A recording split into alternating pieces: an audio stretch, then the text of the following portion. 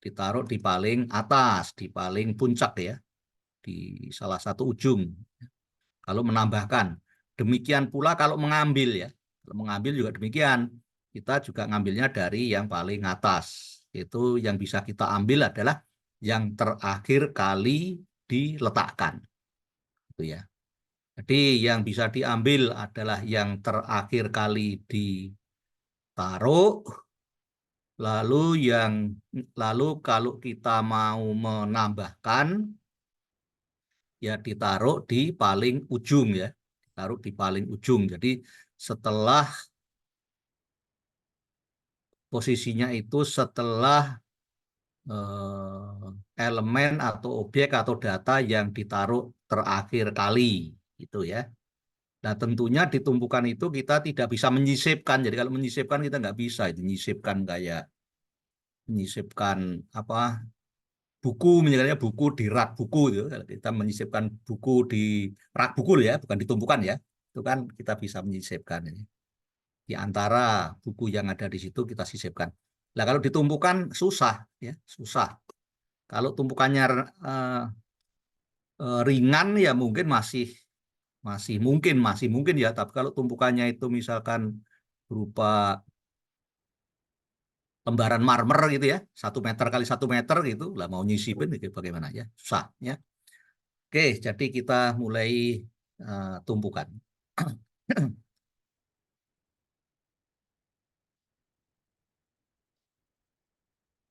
Nah, jadi tumpukan itu adalah salah satu jenis struktur data ya yang saya ceritakan seperti tadi yang memungkinkan penyisipannya itu atau memasukkan data ke tumpukan itu maupun pengambilan data dari tumpukan itu dilakukan dari satu ujung, yaitu dilakukan dari puncak. Puncak itu dalam hal ini adalah posisi di mana elemen terakhir kali ditaruh. Itu puncak ya. Nah, contohnya di sini ya, sama tadi buku tapi ditumpuk ya.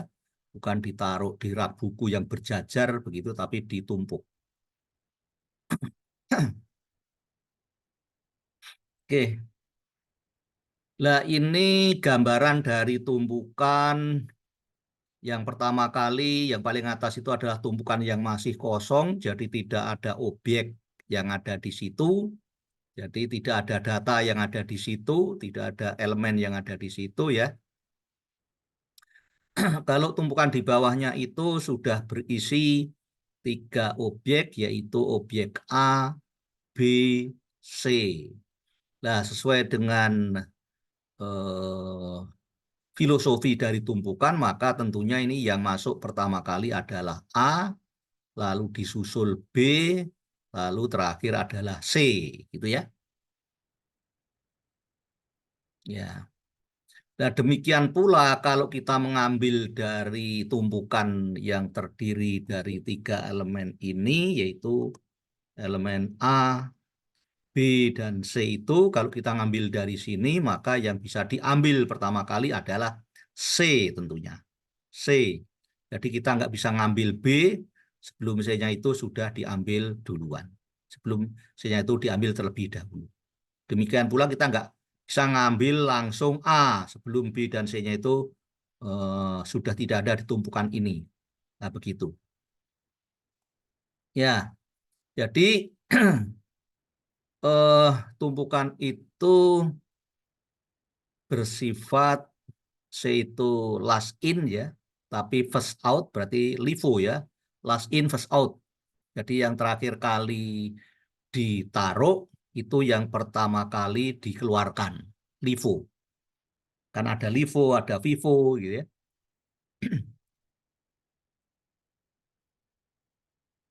Nah, ini gambaran dari pengambilan objek di tumpukan ya. Nah, seperti yang saya katakan tadi, pengambilan objek di tumpukan itu bersifat LIFO, last in yang terakhir kali ditaruh Itulah yang pertama kali dikeluarkan, LIFO. Nah, ini adalah operasi-operasi dasar pada tumpukan, tetapi adalah pada bahasa Java. Jadi nanti kalau Anda mau membuat programnya itu implementasinya dengan Python, maka sesuaikan ya. Maka sesuaikan. Nah, operasi dasar pada tumpukan itu ada dua fungsi, ada dua perintah yang biasa digunakan di Java, yaitu push dan pop. Push itu perintah untuk menaruh ya, untuk memasukkan atau ya untuk menaruh atau untuk memasukkan suatu data ke dalam suatu tumpukan. Maka kalau perintahnya push, perintah apa namanya, kalau mau memasukkan suatu objek tertentu ke dalam suatu tumpukan, maka tentunya apa namanya perintahnya itu diikuti dengan nama tumpukannya disebutkan dan juga objek yang mau ditaruh di situ disebutkan, begitu ya. Jadi kalau sekarang kita mau menaruh atau memasukkan objek D begitu ke dalam suatu tumpukan yang namanya T, maka perintahnya ya ini push kurung buka biasa nama tumpukannya, koma nama objek yang mau dimasukkan kurung tutup biasa. Begitu ya. Itu perintah untuk memasukkan suatu objek ke dalam suatu tumpukan dengan nama tumpukan namanya tertentu ya. Misalkan di sini T. Nah, sebaliknya untuk perintah pengambilan objek atau pengambilan data dari tumpukan,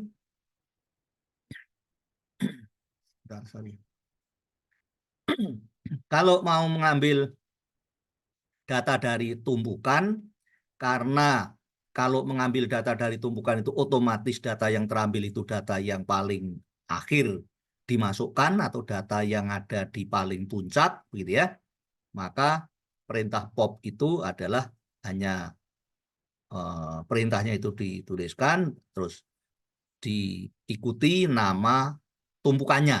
Nah, seperti itu. Jadi kalau tumpukannya T ya, pop kurung buka T kurung tutup. Ini perintah untuk mengambil suatu data dari tumpukan yang namanya T. Lah otomatis data yang terambil adalah data yang ada di paling puncak, data yang teratas gitu ya, yang mau yang diambil atau yang dikeluarkan. Nah, ini adalah gambaran rangkaian apa? Rangkaian perintah-perintah push dan pop, kombinasi perintah push dan pop, yang mana kalau perintahnya ditulis seperti ini tanpa apa? tanpa menggunakan kondisional ataupun looping, maka perintah ini adalah secara sekuensial ya. Menjalankannya itu secara sekuensial, artinya baris demi baris gitu kan. Nah, untuk yang pertama adalah ada sepasang perintah push, sama-sama push pada tumpukan yang sama yang namanya T. Perintah yang pertama itu adalah push T paris, berarti pertama kali paris itu dimasukkan ke tumpukan yang tadinya kosong, gitu ya. Paris tadinya kosong, tadinya kosong, paris, terus disusul Roma. Jadi Roma itu yang untuk saat ini berada di paling atas atau paling puncak ya.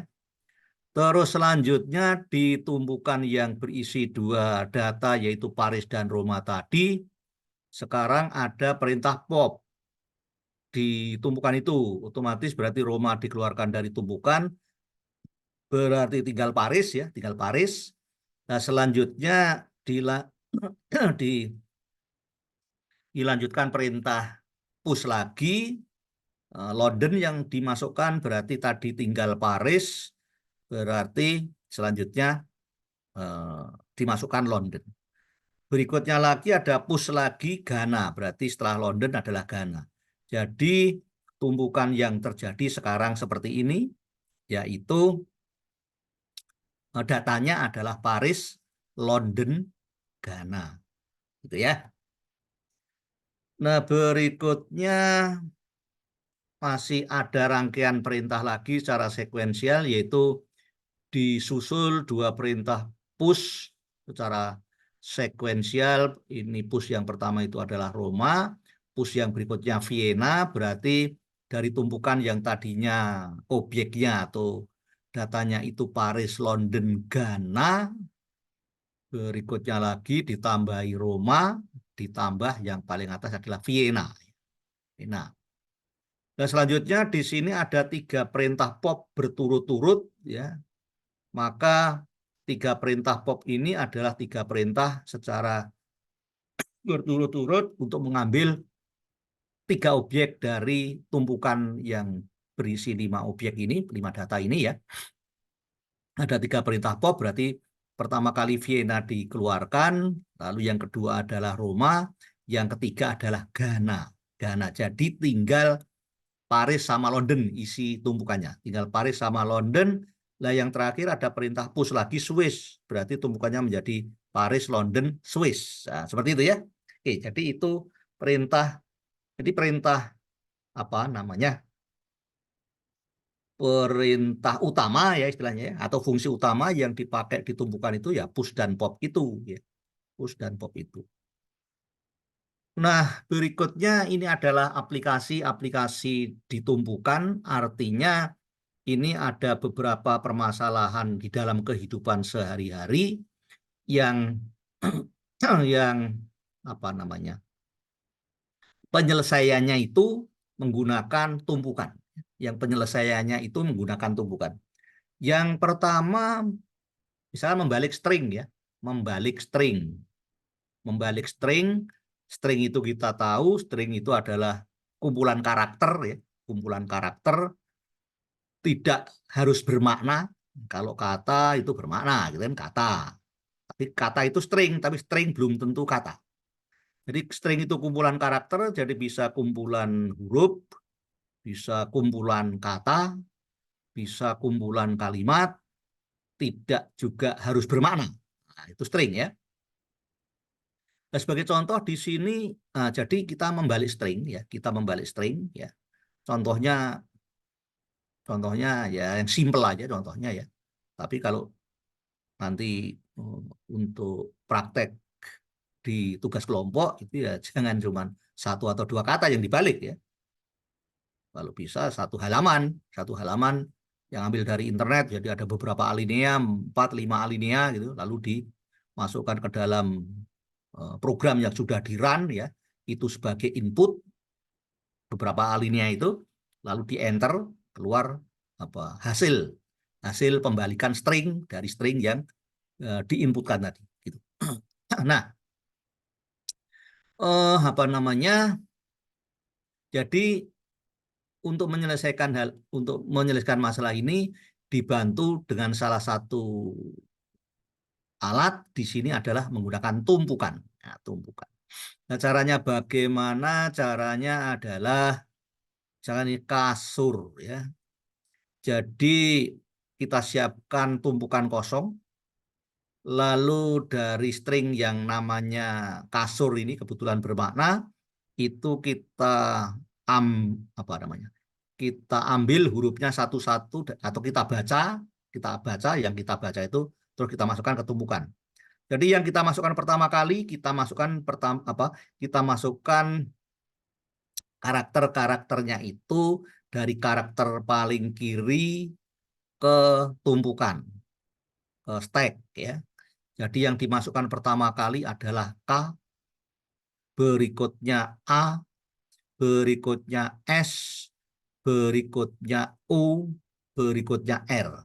Nah, intinya adalah kalau nanti stringnya itu berupa kalimat, maka ya urutannya seperti ini. Jadi karakter yang ada di paling kiri itu berada di paling bawah di tumpukan, lalu karakter di kanannya ya di atasnya, karakter di kanannya lagi di atasnya lagi, demikian. Jadi karakter yang paling atas ini, yang paling puncak ini adalah karakter yang berada di paling kanan dari tumpukan yang mau dibalik. Yang mau dibalik. Nah, sebaliknya, lalu terus ngapain?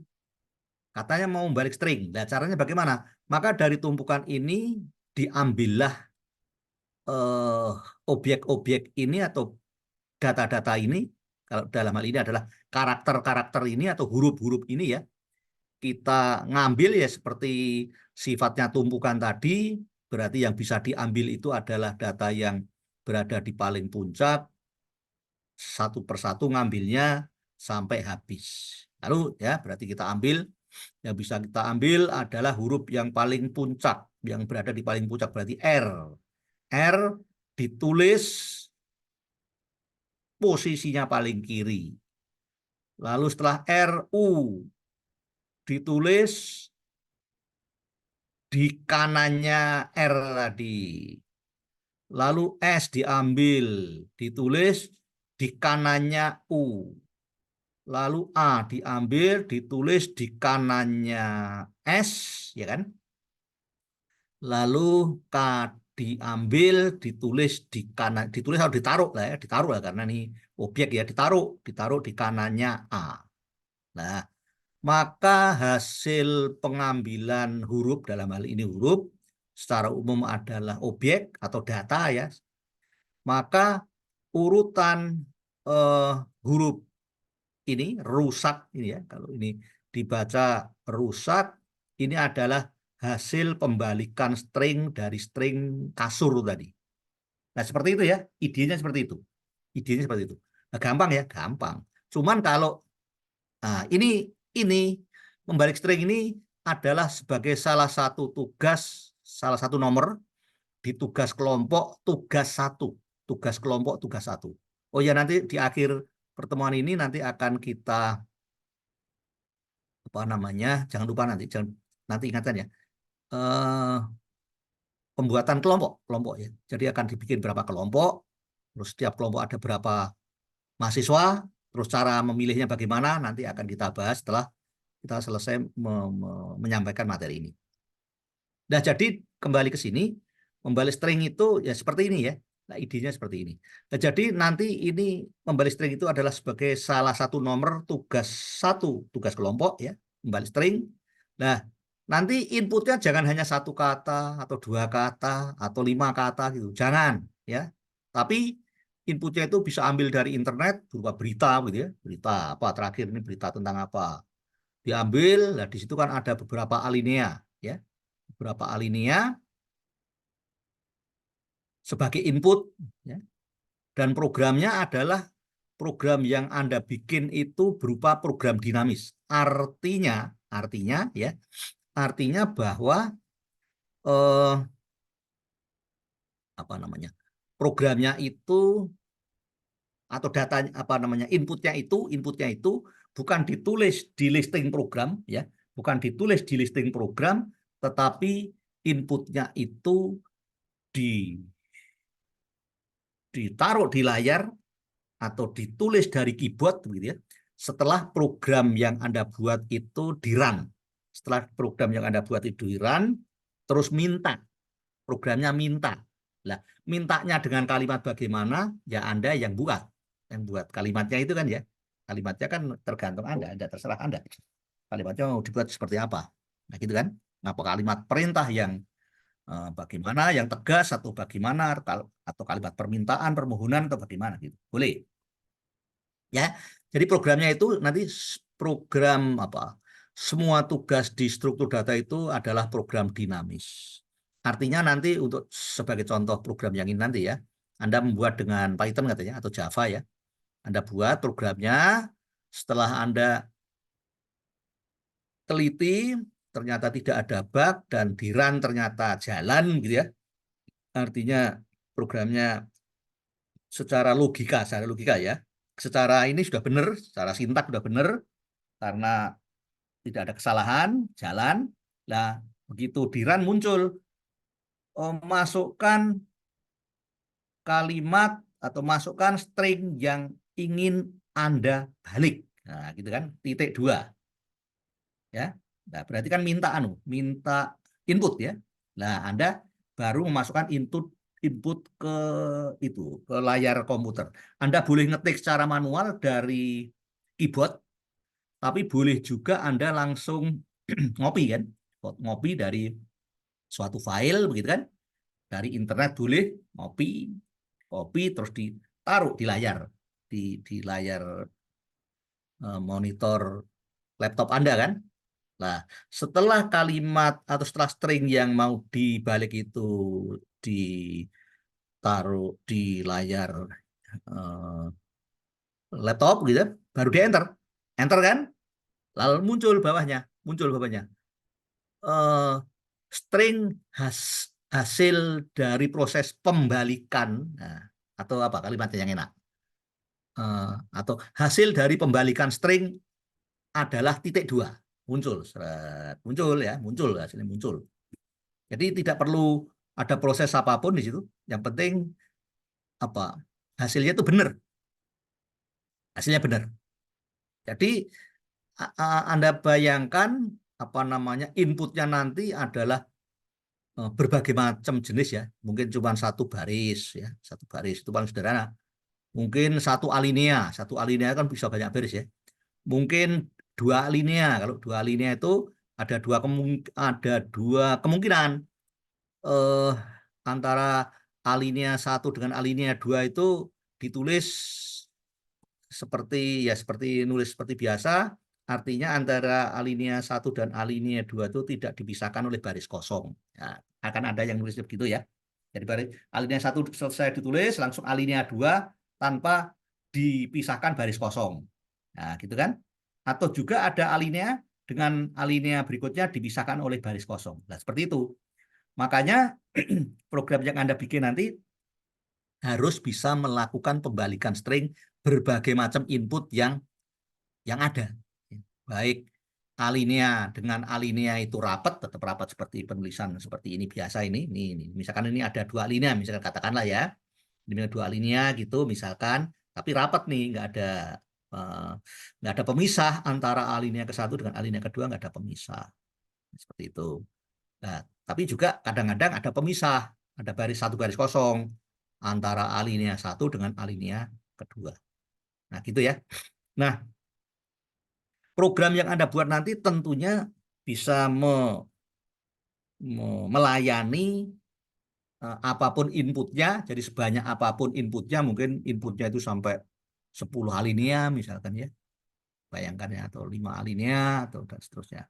Terus ya tadi antara alinea itu bisa eh, tidak dipisahkan baris kosong ataupun dipisahkan baris kosong, maka programnya harus bisa melakukan pembalikan semua gitu ya. Jadi tidak ada kesalahan, bukannya tidak ada kesalahan, kadang-kadang kalau antar alinea itu dipisahkan baris kosong, kadang-kadang ya, kalau dari pengalamannya kemarin-kemarin itu, pas presentasi, itu programnya bisa membalik, atau bisa membalik string, tapi hanya alinea pertama. Alinea kedua, ketiga, dan seterusnya nggak terekam. Nggak bisa, nggak diproses. Ya. Jadi hasilnya cuma hasil pembalikan alinea yang pertama saja. Itu gara-gara inputnya itu yaitu berupa beberapa alinea, tetapi antar alinea yang berdekatan itu dipisahkan baris kosong. Nah, gitu ya. Nah, makanya itu nanti Anda pas buat itu nanti dipikirkan, dicoba ya. Bagaimana kalau inputnya itu berupa ya tadi beberapa alinea yang antar alinea yang berdekatan dipisahkan baris kosong. Apa sudah bisa? Programnya sudah bisa belum? Nah, pengalaman yang kemarin-kemarin itu ada macam-macam, outputnya itu ada macam-macam. Ada yang ya seperti tadi, yang pertama itu hanya alinea pertama saja yang diproses, muncul hasil pembalikannya dan benar, tapi alinea kedua, ketiga dan seterusnya tidak diproses. Itu yang pertama. Lalu yang kedua, kedua ya, itu bisa memproses. Katakan ada 3 alinea, Antar alinea 1 dengan 2 ada baris kosong, alinea 2 dengan 3 ada baris kosong. Nah, cuman begini, hasilnya itu dari program salah satu mahasiswa, itu hasilnya itu adalah bisa membalik ketiga alinea, cuman di apa di naskah hasil pembalikan itu alineanya pun juga dibalik. Jadi yang paling atas itu adalah hasil dari pembalikan string alinea ketiga, alinea yang paling bawah. Ya, kalau 3 alinea berarti yang atas itu hasil pembalikan string yang ketiga, yang kedua adalah hasil pembalikan string dari alinea kedua, yang paling bawah justru hasil pembalikan string dari alinea yang pertama dari tadi, dari naskah yang diinput tadi. Nah, begitu ya, ada yang seperti itu gitu. Nah, berarti kan nggak benar programnya, makanya nanti dicari di sebelum presentasi tentunya dicoba untuk berbagai macam input yang seperti yang saya katakan tadi. Gitu ya. Pertama membalik string. Lalu yang kedua, yang membalik string itu nomor 4 kalau nggak salah ya. Yang membalik string tadi tugas tugas kelompok nomor 4. Nah, yang nomor 1 ini. Nomor 1 adalah mengkonversi bilangan desimal ke bilangan berbasis lain ya. Ke bilangan berbasis lain, bisa ke biner, bisa ke oktal, bisa ke heksadesimal. Dan nanti di tugasnya itu eh, apa?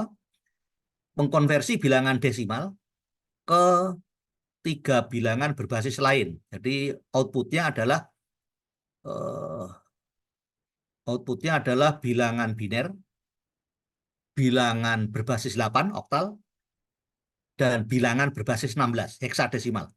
Dan prosesnya ditampilkan, tidak hanya hasil akhir, tapi prosesnya ditampilkan. Itu idealnya seperti itu. Jadi kalau bisa seperti itu, ya nilainya maksimal. Dan mungkin juga malah begini nanti tugas yang nomor 1 ini. Tugas yang nomor 1 mungkin nanti bisa begini. Kalau tadi kan yang ceritanya inputnya biner, inputnya desimal ya, desimal. Desimal itu tidak harus bulat ya. Tapi untuk contoh di sini bulat dulu aja, bulat. Tapi tidak harus bulat. Artinya bisa saja eh, inputnya itu misalkan 100,59 desimal kan, tapi kan tidak bulat. Nah, itu juga harus bisa dikonversi ke biner maupun oktal maupun heksadesimal. Nah, yang lebih bagus lagi begini, inputnya tidak harus biner. Jadi inputnya bisa biner. Kalau biner hasilnya nanti, inputnya itu yang pertama mungkin desimal. Kalau inputnya desimal, outputnya biner,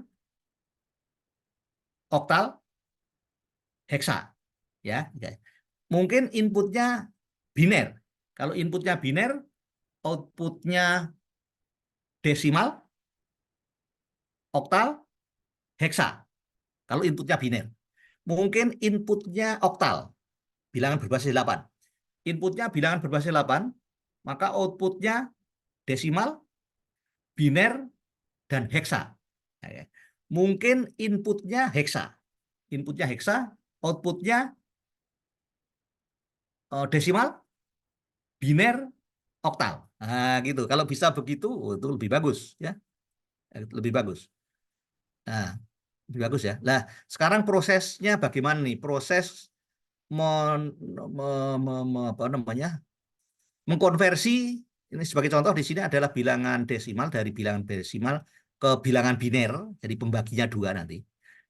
Jadi nanti kalau ini sudah paham, konversi dari desimal dan bulat ya, ke bilangan biner, maka untuk konversi ke bilangan berbasis 8 oktal maupun ke bilangan berbasis 16 yaitu heksadesimal mestinya bisa kalau ini sudah paham. Caranya sama, analogi ya, analogi. Nah, caranya bagaimana? Caranya gampang. Jadi ini semuanya konversi ini adalah menggunakan bantuan tadi. Apa?